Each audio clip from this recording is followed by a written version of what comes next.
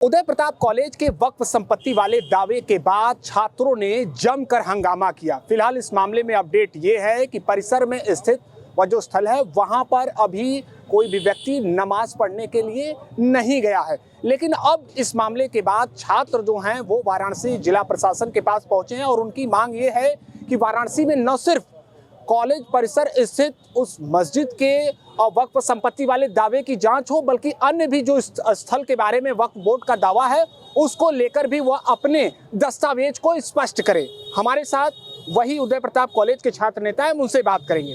शिवम जी, अभी तक फिलहाल इस मामले में आप लोगों का क्या रुख है? अभी देखिए, जिला प्रशासन द्वारा वहाँ नमाजियों को नमाज पढ़ने से रोका गया है, जो कि इस शुक्रवार को जुमे के भी दिन उन लोग को नमाज अदा नहीं करने दिया गया।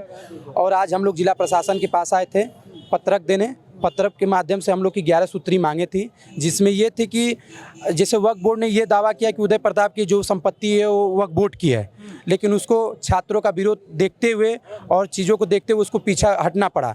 तो हमारा ये मांगे हैं कि बनारस में ऐसे कितने जगह वक्फ बोर्ड ये दावा करता है कि वक्फ बोर्ड की हमारी संपत्ति है, तो उसके क्या दस्तावेज हैं, उसके क्या खसरा खतौनी है, वो पेश करे।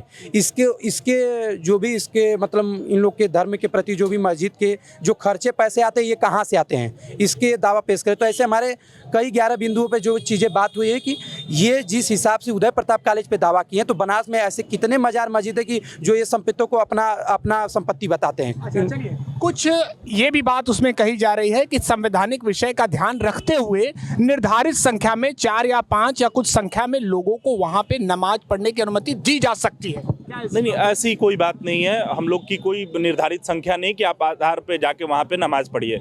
सबसे बड़ी चीज़ ये है, आधार इसलिए नहीं है कि इलीगल तरीके से आप वहाँ एक मजार को मस्जिद का रूप देने का काम किया है, तो किस बेस पे आपको मैंने वहाँ पे नोटिस दिया जाए, चाहे किस बेस पे आपको हम सूचना दें कि 5 से 10 की संख्या में आप जाके नमाज पढ़ें, जो कि पूरा इलीगल तरीका है। भू माफिया का केस होना चाहिए उनके पे। जो चिन्हित लोग हैं, 2 4 5 चिन्हित लोग अभी तक जो जाके उस मजार को मस्जिद के रूप में बोल के नमाज अदा करते थे, उनके ऊपर भू माफियाओं का केस होना चाहिए। चलिए, एक बात और भी है कि क्या उदय प्रताप कॉलेज के अलावा अन्य जो भी स्थल हैं जहाँ पर ऐसा दावा किया जाने के बारे में कहा जा रहा है, उसको लेकर भी आप लोगों ने कुछ पत्रक दिया है, कुछ पत्र दिया?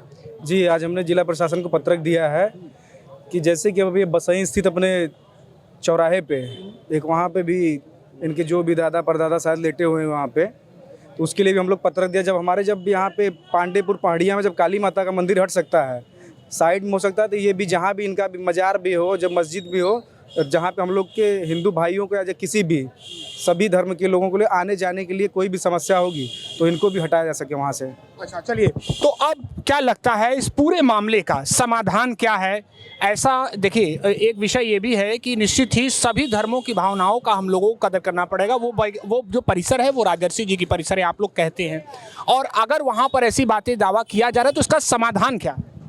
देखिए, समाधान तो ये है कि सबसे पहले जब हम लोग पता करेंगे, हमारे जो सीनियर है या जो भी नियमावली में तो ये है कि वो मजार है, मजार में जो राजर्षि जी ने अपने सेवक को दिया था पूजा करने के लिए, वहाँ किसी बाहरी के लिए उसमें था ही नहीं। लेकिन ये बाहरी लोग जो अवैध तरीके से आकर वहाँ अपना कब्जा बना रहे हैं, तो उसको रोकने का काम किया जाए। और प्रशासन जिस तरह से अभी रोकी हुई है, देखिए कितना शांति का माहौल बना हुआ है। निरंतर ऐसे ही हम लोग चाहते हैं कि उसको बंद करा के और जो है मजार को उसमें नमाज पहले पढ़ाना बंद कीजिए और उसके बाद नमाज को वहाँ से कहीं दूसरे जगह पे शिफ्ट करा दीजिए। चलिए, तो छात्रों का साफ ये कहना है कि परिसर में अब कोई भी व्यक्ति आकर नमाज ना पढ़ सके। इसके अलावा अब जिला प्रशासन को एक पत्रक दिया गया है जिसमें न सिर्फ वक्फ संपत्ति वाले जो दावे हैं उसके दस्तावेज की जांच की बात कही गई है, इसके अलावा आसपास के अन्य क्षेत्रों को लेकर भी जो वक्फ बोर्ड का दावा है उसके बारे में भी जांच करने को लेकर अपील की गई है।